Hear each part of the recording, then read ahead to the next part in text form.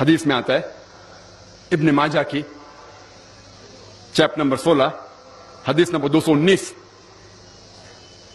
جو اللہ کے رسول کہتے ہیں یا ابو در تم اگر ایک آیت کو سمجھو گے وہ 100 رکعت نفل سے بہتر ہے.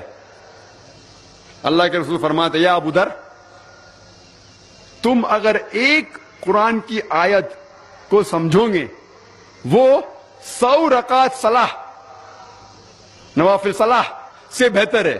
اور ایک رکعت میں کم از کم سورہ فاتحہ تو پڑھنا چاہیے آپ کو. کم از کم 7 آیتیں ہیں. 100 رکعت میں کم از کم 700 آیتیں ہیں.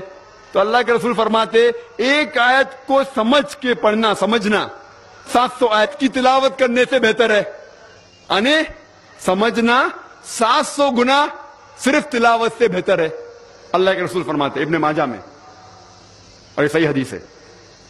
ہم لوگ سے پوچھتے ہیں قرآن شریف کیوں نازل کیا گیا تو لوگ کہتے جب اوپننگ سرمنی ہوتی نا اوپننگ سرمنی آفس کی تو قرآن شریف پڑھنے کا. جب گھر کا افتتاح ہوتے تو قرآن شریف پڑھنے کا. جب کوئی مر گیا تو قرآن خوانی کرتے. تو قرآن شریف نازل کیا گیا تھا قرآن خوانی کے لیے. اور لوگ کرتے ختم قرآن 1 2 3 ختم قرآن کے رمضان میں 3 بار 4 بار 10 بار. الحمدللہ آپ کو ثواب ملے گا انشاءاللہ ملے گا. لیکن اگر آپ رمضان میں 2 بار ختم قرآن کرتے ہیں میری یہ رائے رہے گی کہ ایک بار عربی میں پڑھو اور ایک بار ترجمہ پڑھو وہ بہتر ہے. کم از کم سمجھ میں تو آئیں گا آپ کو.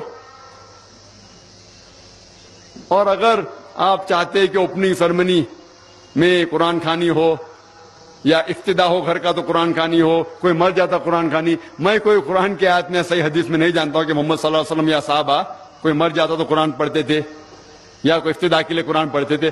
اگر آپ کو قرآن پڑھنے کا ہی ہے تو میں یہ کہتا ہوں کہ آپ قرآن اگر پڑھتے ہیں 100 مائل کی سپیڈ کے اوپر 30 لوگ کو بلاتے اور 1 گھنٹے میں ختم کرتے تو میں کہتا ہوں کہ 2 گھنٹے کے لیے بلاؤ.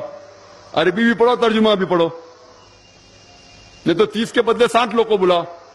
ایک آدمی اگر 1 پارا پڑھتا ہے تو ایک آدمی کو بولا آدھا پارا پڑھو عربی میں اور آدھا پارا ترجمہ پڑھو. کم از کم وہ قرآن تو پڑھنا حدیث میں لکھا نہیں لیکن کم از کم اگر آپ ترجمہ پڑھیں گے تو آپ کو علم تو حاصل ہوگا اور انشاءاللہ کچھ چیز کے اوپر عمل تو کریں گے.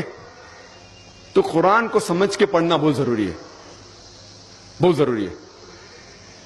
اور ایک مثال میں پیش کرتا ہوں کہ اگر آپ فرانس جاتے ہیں ایک ڈگری حاصل کرنے کے لیے BSc کی ڈگری. آپ فرینچ نہیں جانتے آپ کلاس اٹینڈ کرتے ہیں. کلاس اٹینڈ کرتے ٹیچر استاد آپ کو پی دیتا ہے پریزنٹ بولتے ہیں حاضر ہے تو پی لکھتا ہے present P four present English میں پریزنٹ. آپ پورا سال پریزنٹ رہتے پی ملتا ہے آپ کو آپ خوش ہے.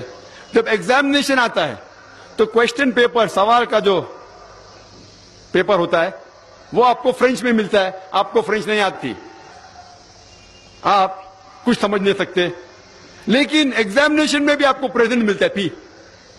کیا آپ جواب دے سکیں گے پیپر کا؟ آپ کچھ سوال ہی نہیں سمجھے تو جواب کیا دیں گے؟